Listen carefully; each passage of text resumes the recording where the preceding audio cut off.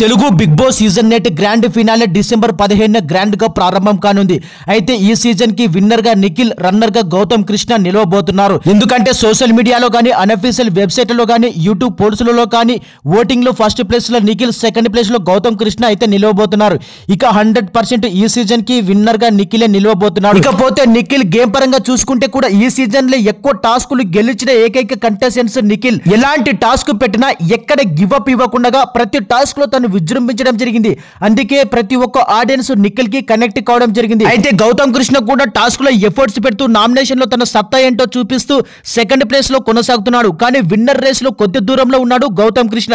చాలా tough competition అనేది చెప్పాలి నిఖిల్ వర్సెస్ గౌతమ్ లో. కానీ సోషల్ మీడియాలో ఎక్కువగా నిఖిలే విన్నర్ అవుతాడని ఇన్ఫర్మేషన్. అయితే ఓట్ అప్పీల్ లో కూడా నిఖిల్ ఇప్పటి వరకు సపోర్ట్ చేసిన ప్రతి ఒక్క ఆడియన్స్ కి ఇదే నా పాదాభివందనం.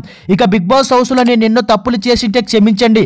విన్నర్ కావడానికి ఒక్క అడుగు దూరంలో ఉన్న ప్రతి ఒక్కరు ఓటు వేసి నన్ను గెలిపించండి అంటూ ఓట్ అప్పీల్ చేసుకోవడం జరిగింది. మరి ఈ సీజన్ కి గౌతమ్ కృష్ణ, నిఖిల్ లో ఎవరు విన్నర్ అవుతారో కామెంట్ చేయండి.